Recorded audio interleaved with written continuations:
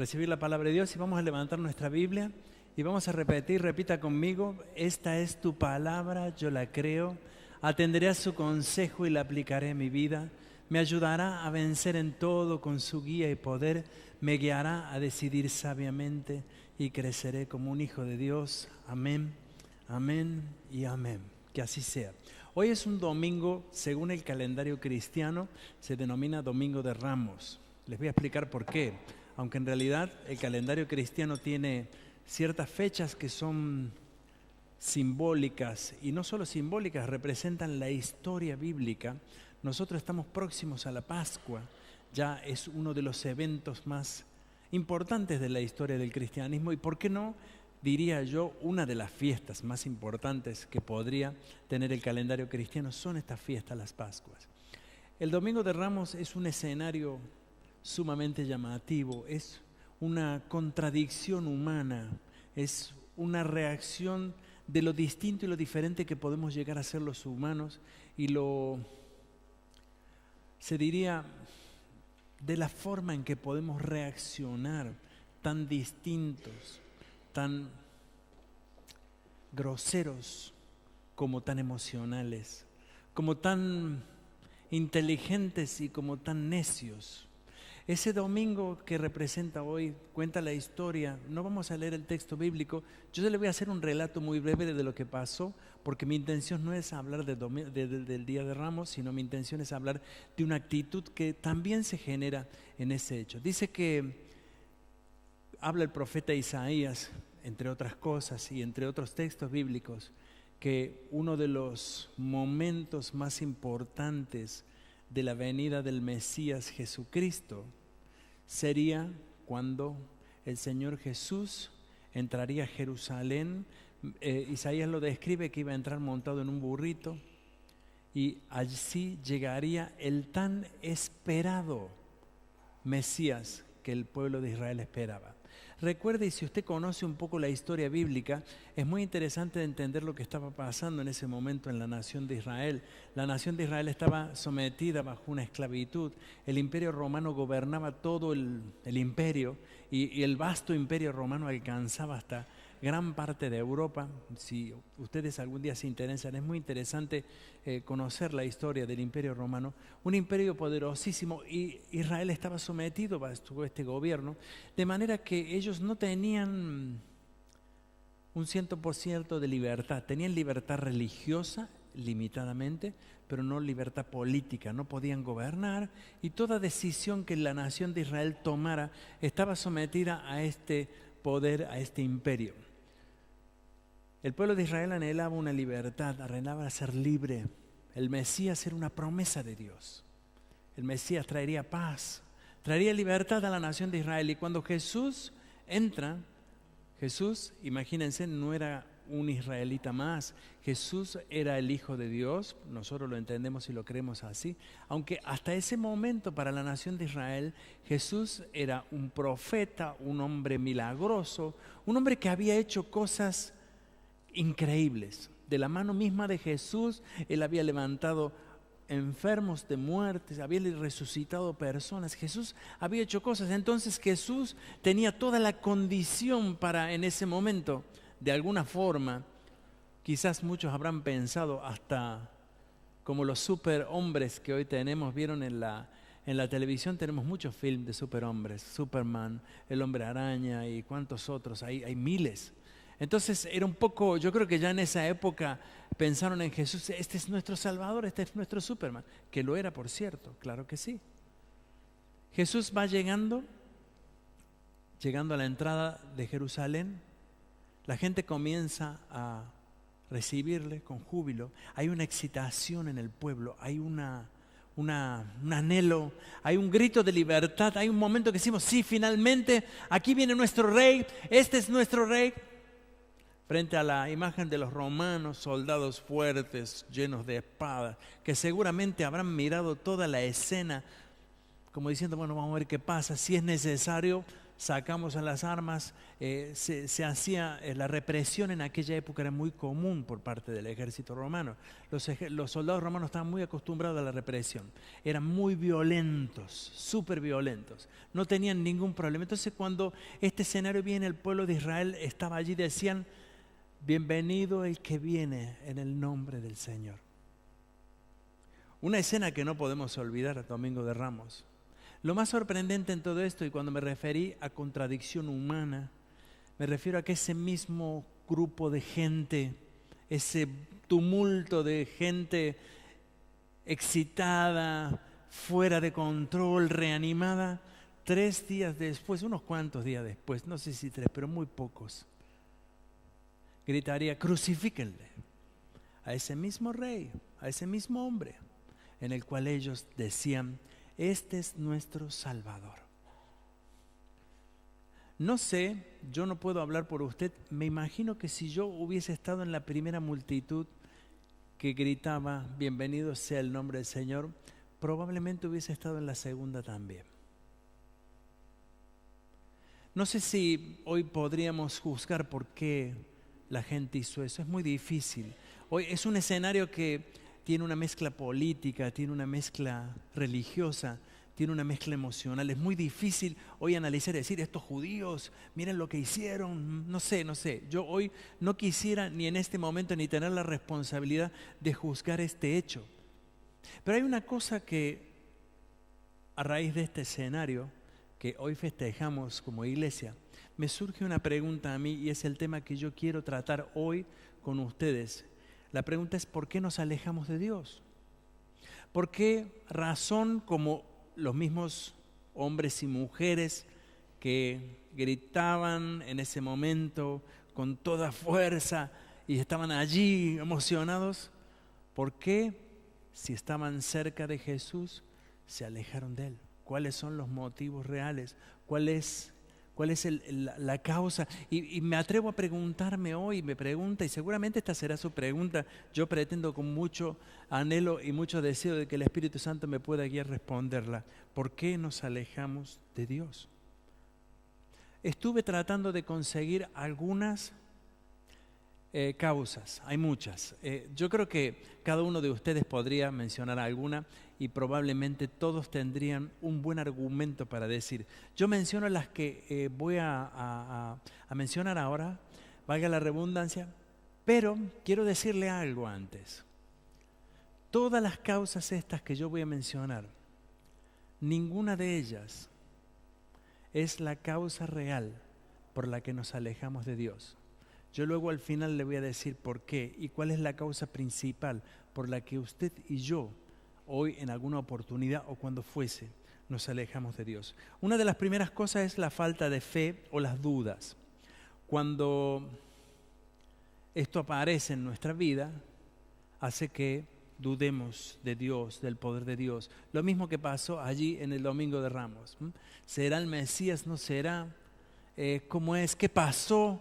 ¿Por qué los soldados romanos que estaban allí viendo que Jesús entraba? ¿Y por qué Jesús no los golpeó? ¿Por qué Jesús no le quitó el poder? ¿Por qué no pasó? La duda, la pregunta, hacía que ¿será o no será? Muchas veces la falta de fe y la duda es una causa la cual nos impide acercarnos, o mejor, nos invita a alejarnos de Dios. A veces le pregunto a la gente: hace tiempo que no te veo, ¿cómo estás? Y no estoy bien, tengo dudas. La fe no me alcanza, le pedí a Dios, pero Dios no me respondió. Son cosas humanas naturales. No con esto quiero ni siquiera burlarme de usted, ni de mí, ni de nadie. Puede ser una causa, un argumento real, puede ser una buena respuesta también. Otra de las causas por las que nos alejamos de Dios es por el pecado y los deseos. Muy común. Nadie viene a la iglesia, como diría yo, después de haber pecado. Uno tiene su cierta orgullo. No sé cómo decirlo, pero el pecado nos aleja de Dios. El pecado hace que no tenga ganas yo de presentarme delante de Dios, y sabe que soy un patán, un sinvergüenza, acabo de realmente hacer algo que a Dios no le agrada. El pecado, sin lugar a duda, y la desobediencia fue también aquella escena que Adán frente al Señor en el huerto del Edén, aquella tan famosa escena que dice que Dios lo estaba buscando, ¿se acuerdan? Y no lo encontraba, y cuando lo llamó le dijo, ¿dónde estabas? Y el hombre dice, no, tuve vergüenza porque me vi desnudo. Claro, este hecho, y no vamos ahora a ver el aspecto teológico, si era la desnudez, qué era lo que separó a Adán de Dios. Lo cierto era que Adán buscó escaparse de la presencia de Dios porque había algo que no era correcto según su entendimiento y según su relación con Dios. Es cierto, el pecado nos separa de Dios, claro que sí, es verdad, nos aleja, aunque no es la causa principal ni no es la verdadera causa. Las amistades incorrectas es otra causa. Esos amigos, no estoy hablando de las amistades. Si usted tiene un amigo que no es cristiano, trátelo como siempre. Yo no quiero que usted piense que si tenemos un amigo que no es cristiano es malo. No, los amigos son amigos. Los humanos somos humanos, seamos cristianos o no. Podemos ser muy buenas personas. No necesariamente alguien que no es cristiano es malo. Yo no relaciono esto. Pero a lo que muchas veces pasa es que aquellas amistades que de pronto... No, para la iglesia, tú vas a la iglesia, vamos al parque, vamos a disfrutar, no te acerques a Dios, hoy no cree nadie en Dios. Estos amigos que tienen buena intención en cierto modo, no quiere decir que sean malos, pero quiere decir que su opinión a veces, y ni que hablar muchas veces de los amigos que nos llevan por malos caminos, aquellos amigos que nos invitan de pronto a la mala vida, al alcohol, las drogas y muchas cosas que de pronto sabemos que nunca nos van a acercar a Dios estos hechos. Pero aún así las amistades incorrectas, aunque puedan ser buenos amigos, a veces yo creo que interesante sería que nosotros les traigamos a la casa de Dios, más que ellos nos lleven fuera de la casa de Dios, más que ellos nos alejen verdaderamente de Dios. Yo nunca me voy a olvidar, tuve un buen amigo que yo iba los sábados a la iglesia cuando era un adolescente y él no quería ir a la iglesia, entonces me decía vamos a comer una pizza y nos encontramos antes de la reunión o después de mi reunión a comer una pizza juntos, porque nos queríamos mucho. Yo a Sergio lo quise, un amigo de verdad, de todo corazón, pero no quería venir a la iglesia. Entonces yo salía de la iglesia a veces más temprano que yo para encontrarme con mi amigo y charlar con él y compartir. Y a veces muchas veces me pregunté, no tuve el valor de decirle, no, vamos, acompáñame, vení. Yo sé que te va a venir bien. Y por ahí digo, no quiero echarle la culpa a él, no tiene la culpa él. Quiero decir, a veces estas amistades sí son una causa, pero no son la verdadera causa. Amor por el dinero, claro que sí. El dinero no es malo y tener dinero tampoco es malo, es bueno. Si usted lo tiene, disfrútelo, gástelo, haga lo que usted quiera. Eclesiastés tiene un muy buen consejo al respecto. Él dice que si usted tiene algo, coma, disfrute y beba, pero acuérdese que de todo le va a juzgar Dios. O sea, la Biblia no nos impide tener dinero ni vivirlo, pero muchas veces, a veces el amor por el dinero nos aleja de Dios. Y esto es una cierta verdad. A veces andamos tanto atrás del dinero que no tenemos tiempo para Dios. Nos parece que no, bueno, el trabajo tiene prioridad. Mucha gente dice, no tengo tiempo de ir a la iglesia, ni siquiera el domingo, trabajo hasta los domingos, trabajo esto, lo otro. No quiero decir que esté mal que usted trabaje un domingo, puede estar bien, usted tendrá una profesión que así lo exige y está bien. Hoy en día hay muchos creyentes que no están aquí porque están trabajando en un hospital, en un trabajo, en un lugar donde requiere su presencia y está bien. Pero lo que me refiero es que muchas veces por amor al dinero nos alejamos de Dios y estamos detrás de eso tanto. La Biblia dice, raíz de todos los males es el amor al dinero. Pero créame, no es la causa principal por la que nos alejamos de Dios. Problemas en la iglesia. Yo tengo acá para contar 10 cuentos. ¿Cuántas veces no tenemos problemas en la iglesia que nos hacen alejarnos? A ver, no solo de la iglesia, porque alejarse de la iglesia no sería el problema. Usted cambia de iglesia y listo. Alejarnos de Dios. Poner por causa de los problemas que tenemos con personas, poner en cuestión nuestra relación con Dios. Poner prioridad en nuestra decisión o nuestro conflicto a lo que es realmente Dios.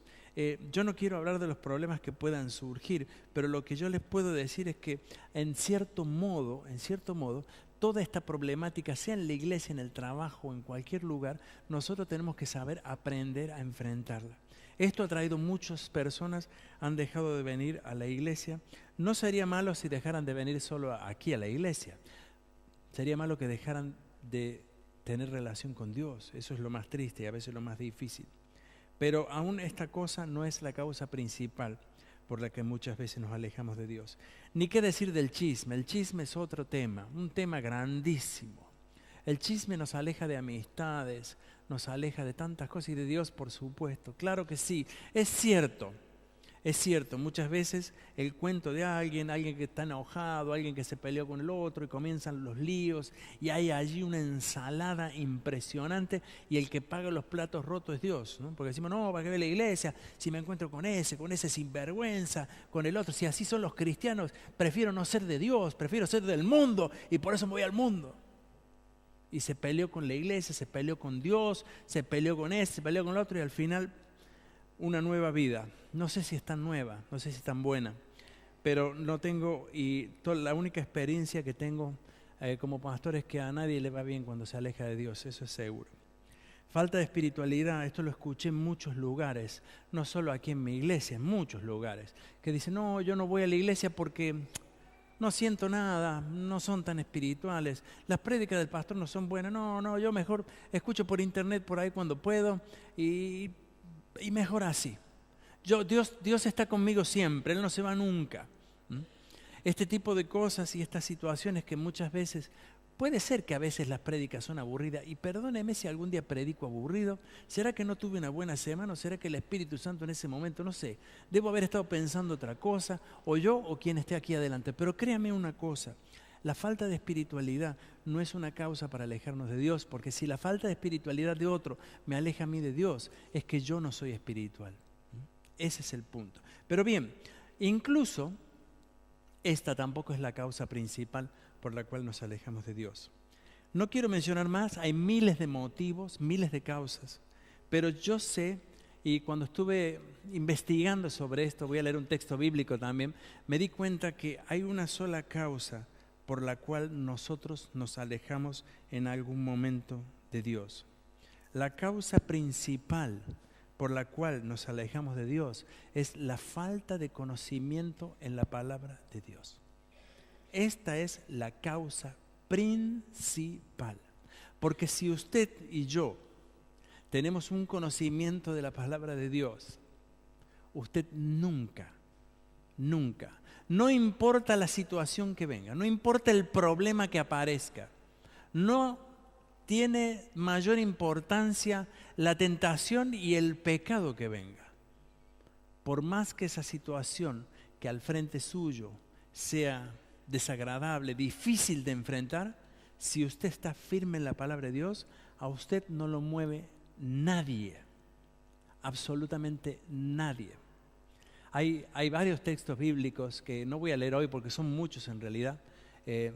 Dice la palabra, ni la muerte, ni la vida, ni principados, ni potestades, ni lo presente, ni porvenir, ninguna cosa creada podrá separarme del amor de Dios que es en Cristo Jesús. Ni la muerte, ni la vida, fíjese. ¿Qué decir? Problemas, situaciones, pecado, tantas cosas. Ninguno de eso podrá separarme del amor de Dios que es en Cristo Jesús. El problema está que en la palabra de Dios nosotros no la vivimos. La escuchamos, puede ser. A veces nos pasamos escuchando buenas prédicas y decimos, wow, qué prédicas. A mí la gente me manda todas las semanas links. Yo si tuviera que escuchar todas las prédicas que me mandan, no sé, me las tendría que poner acostado durmiendo y ahí escuchar todas. Y que son buenas, excelente, me gusta escuchar, sígame mandando, que cuando yo puedo las escucho. Lo que quiero decir es que no es lo mismo escuchar algo que experimentar algo, que vivir la palabra de Dios. Cuando usted lee la Biblia, no es lo mismo cuando otro se la lee. Cuando usted se confronta al texto bíblico, no es lo mismo que yo o que alguien le haga a usted una excelente exposición bíblica para que usted diga, wow, está satisfecho mi intelecto y mi razonamiento. ¿Me entiende? Wow, no sabía que tan interesante era eso en los tiempos de Jesús. Wow, no me había dado cuenta, qué cosa tremenda. Lo que dijo el pastor el domingo, wow, me dejó impactado. Pero eso no es vivir la palabra de Dios.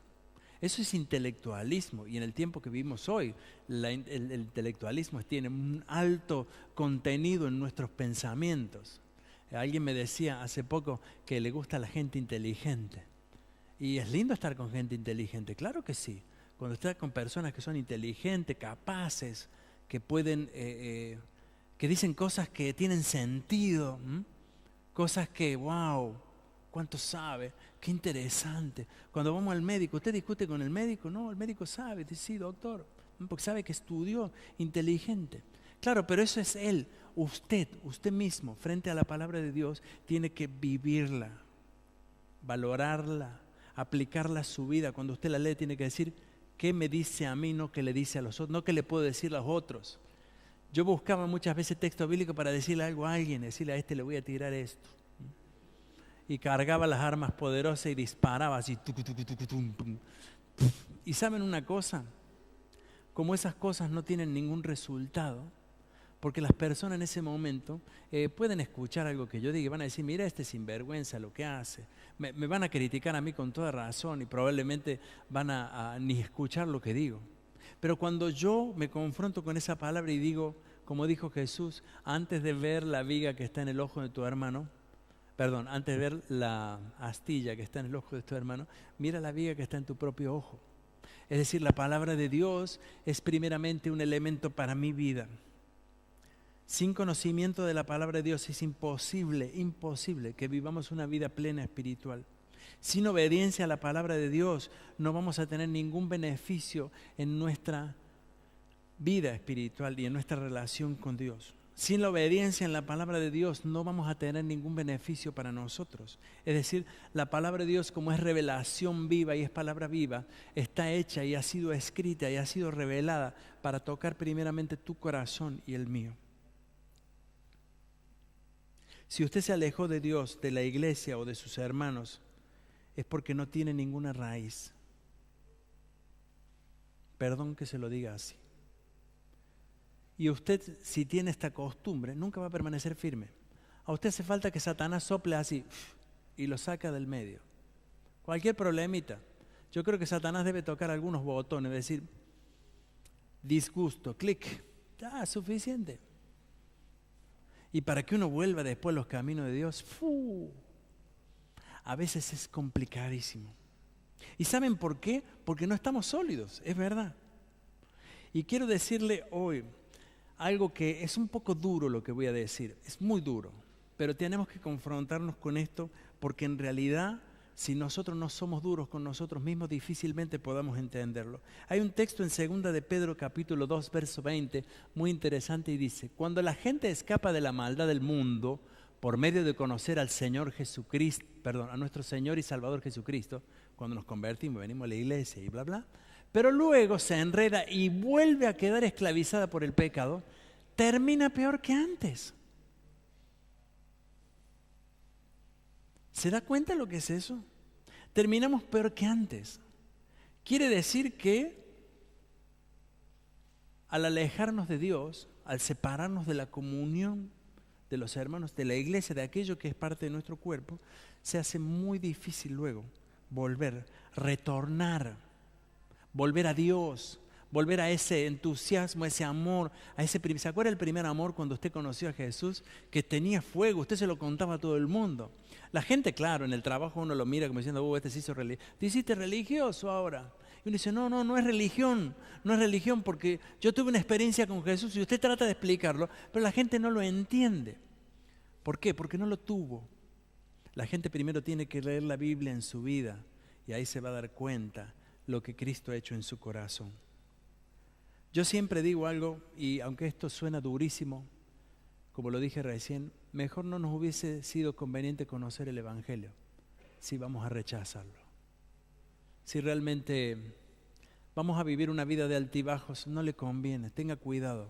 Esto daña mucho el corazón, esto daña mucho la vida, las emociones, las relaciones, etcétera, etcétera.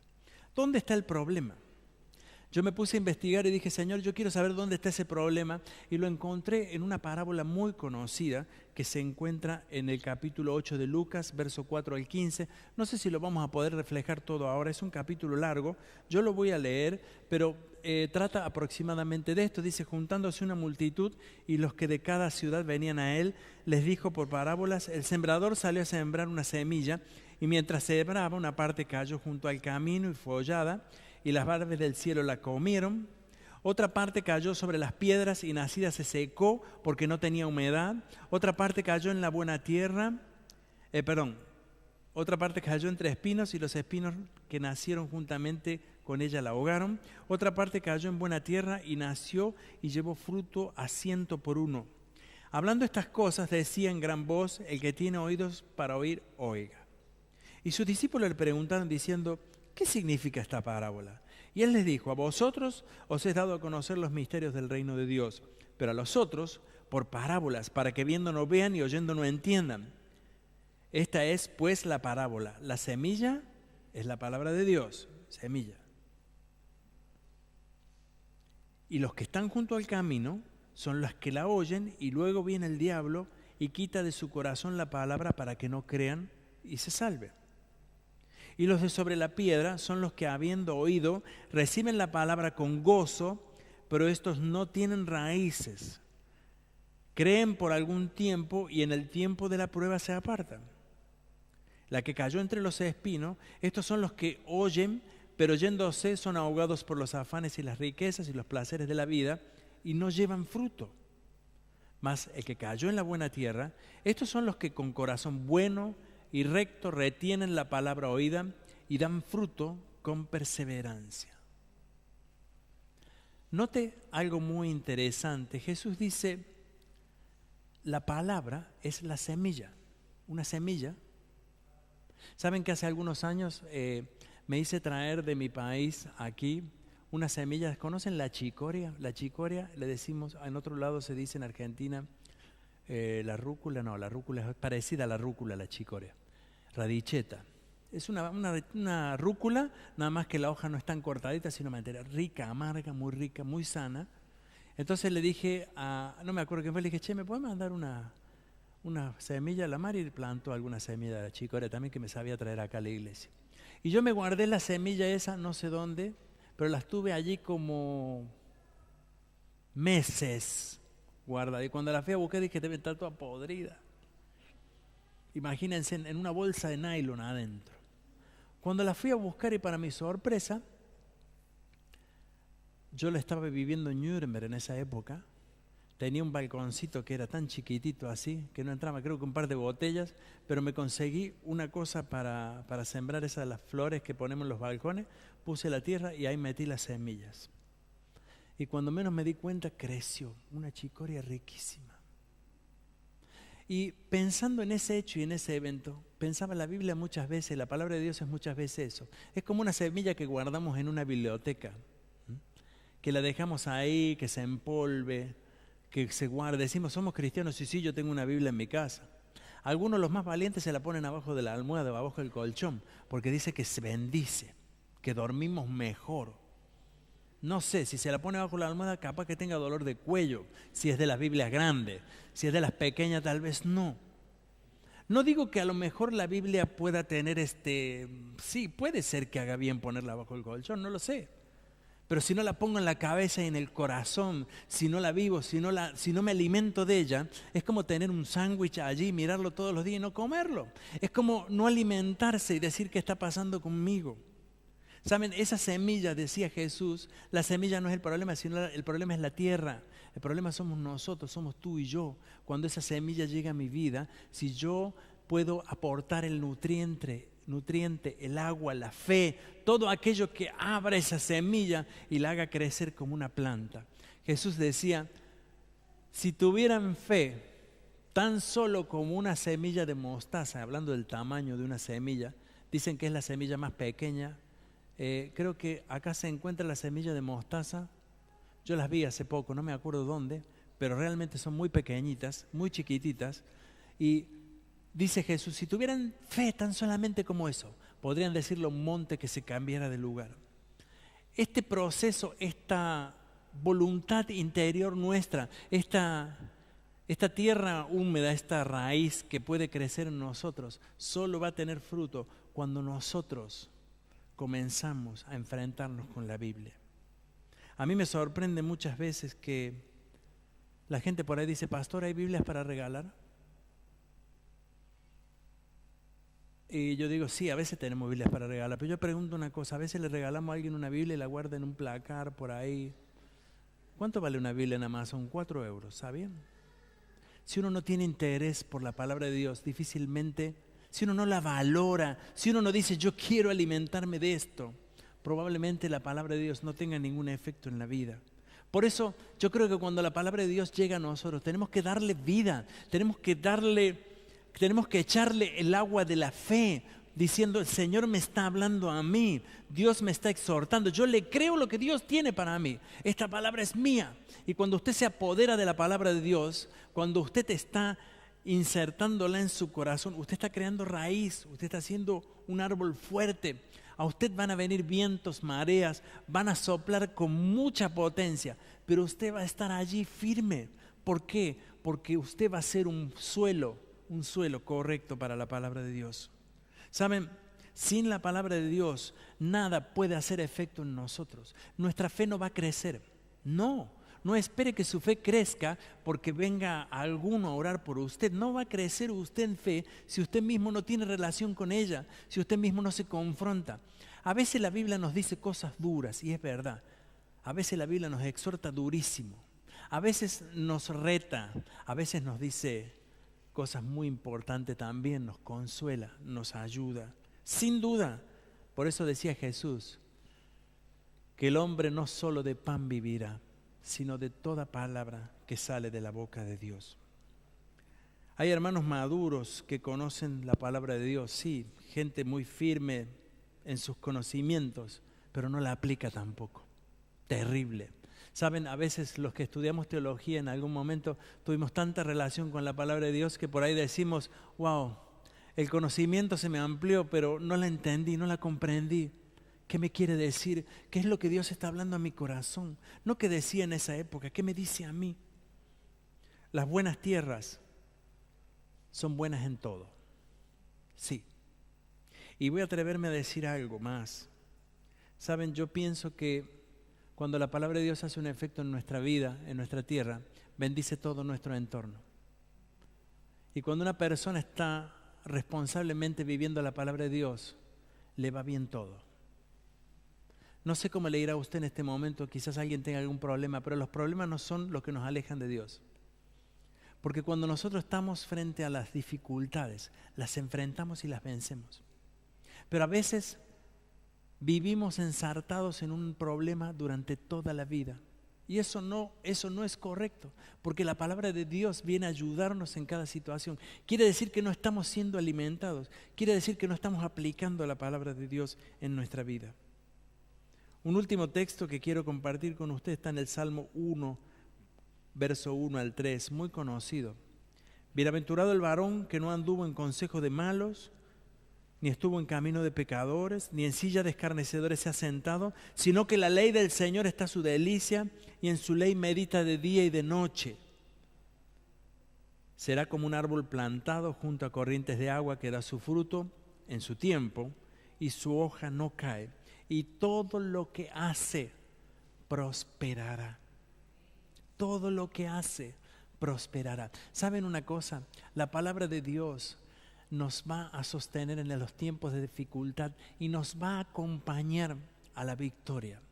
De victoria en victoria andaremos, sabiendo que Dios es quien nos sostiene, sabiendo que estas presentes situaciones, decía el apóstol, esto que estamos sufriendo no quiere decir nada de lo que ha hecho mi Dios. Mi Dios ha hecho todo por mí y Él me va a sostener frente a esta situación. La palabra de Dios le hará a usted un hombre y una mujer fuerte, próspero, feliz. Le dará conciencia frente a las situaciones de la vida. Le hará entender lo que usted tiene que hacer. Le hará ayudar a decidir. Muchas veces tenemos que decidir cosas en la vida, eso es difícil. Cuando buscamos el consejo, la Biblia lo tiene para nosotros. Finalmente, quiero compartir con ustedes un par de verdades y quiero leerles un texto de la Biblia. Dice que Jesús estaba con sus discípulos. Una escena increíble. A mí me sorprende esta escena. Estaba con uno de ellos y estaba Felipe con él. Y Felipe le dice: Señor, muéstranos al Padre y es suficiente. Jesús le dice: Felipe, no entendiste nada. ¿Vos me escuchaste alguna vez lo que yo dije? No le dijo así, esto lo hago yo, así medio escenario. Felipe, ¿tanto tiempo hace que estoy contigo y no me conoces? ¿No sabes que el Padre está conmigo y yo con el Padre? ¿No sabes que el Padre y yo somos uno? ¿Qué había escuchado? Felipe había escuchado cualquier tontería. Entonces Jesús lo pone, digamos, en cierto modo en su lugar. Felipe, escúchame bien. ¿Cómo me dices, muéstranos al Padre? ¿Cómo me podés preguntar eso? Yo me veía reflejado en este texto porque a veces yo me siento así como Felipe, ¿no? Que le pregunto a Dios una cosa que Él me dice, pero no leíste, no sabes lo que yo he dicho, no conoces mi palabra. ¿Cuántas veces lo tengo que decir? En una oportunidad vinieron los discípulos y había un hombre endemoniado. Y fueron a Jesús y le dijeron: Jesús, mira, hicimos todo, no lo podemos liberar, ¿qué pasa? Jesús les dijo, se enojó un poco con ellos. Y les dijo: ¿hasta cuándo tendré que soportarlos? Esa deficiencia nuestra, esa incapacidad mía y tuya, eso de no creerle a Dios porque parece que nuestro pensamiento y nuestra mente y nuestro entorno fuera más fuerte que todo lo de Él. Dice Gálatas 6, 7, 8, no os engañéis, Dios no puede ser burlado, pues todo lo que el hombre sembrare, eso también segará. Todo lo que el hombre sembrare, eso también segará. Y esto tiene que ver con tu relación con la palabra de Dios. Decíamos ayer en la iglesia de Erlangen, queremos que nuestros hijos sigan a Dios y no tenemos la capacidad de ser constantes y traerlos a la iglesia. ¿Ustedes creen que sus hijos van a ser constantes si ustedes vienen de vez en cuando? Ustedes le dicen, a veces la iglesia, mi amor, la iglesia vamos a ir siempre cuando tengamos un problema. ¿Usted cree que su hijo va a venir después en un futuro? No va a venir. ¿Cuándo iban tus papás a la iglesia? Sí, cuando había algún problema. O sea, la iglesia, el camino de Dios es cuando tenemos problemas. No. ¿Ustedes creen que sus hijos van a crecer firmes en las cosas de Dios frente a un mundo hostil? Afuera hay un mundo muy hostil. Hay un mundo que está preparado para hacer doler el corazón de vuestros hijos, de nuestros hijos. Y saben una cosa, nosotros como padres tenemos que ser claros, precisos, constantes, firmes. Yo recuerdo con mucho respeto la vida de mujeres y hombres que recuerdan sus maestros, sus profesores de la palabra de Dios, aquellos que dijeron, no tengas miedo, mantengámonos firmes, creámosle a Dios, sigamos firmes, y no por testarudos o por necios, sino porque creyeron justamente esto. Juan 15:5, Jesús lo describe de esta forma y dice, ciertamente yo soy la vid y ustedes son las ramas, los que permanecen en mí y yo en ellos producirán mucho fruto, porque separados de mí nada podréis hacer. ¡Qué maravilla! Amigos, hermanos, iglesia, hoy en este domingo quiero decirles algo de todo mi corazón, como pastor, como hermano tuyo. No nos apartemos de la palabra de Dios. Busquemos consejo en ella. Es más, no reaccionemos neciamente frente a las circunstancias de la vida. No nos alejemos de Dios por ninguna circunstancia, sino todo lo contrario. Mantengámonos firmes. Firmes. Pongamos la palabra de Dios como nuestra señal. La Biblia dice que la palabra de Dios es luz y lumbrera al que quiera andar. ¿Por qué vamos a buscar luz en otro lado? ¿Por qué tratamos de pedir consejo a quien no lo puede dar? A quien no nos puede decir nada. Solo Dios puede hablarnos hoy. Y yo te invito en este domingo a que, decíamos preparando el servicio hoy con los chicos, ¿qué podemos hacer en la administración? Y decimos, queremos invitarlos a ustedes a que hoy tomen una decisión. A tomar la decisión de poner la palabra de Dios como una luz en su vida. A buscar consejo en ella. A ser fieles a lo que nos demanda. A enseñársela a nuestros hijos, a nuestros vecinos, a quien sea. Y a vivir una vida según la palabra de Dios quiera darnos. Vamos a ponernos de pie. Y este momento en la administración, yo deseo que usted se ponga cara a cara con el Señor, cara a cara con Él, y le pueda decir, Señor, yo creo. Señor, yo quiero vivir una vida como un hombre, una mujer de Dios. Quiero ser fiel a eso que tú nos revelas.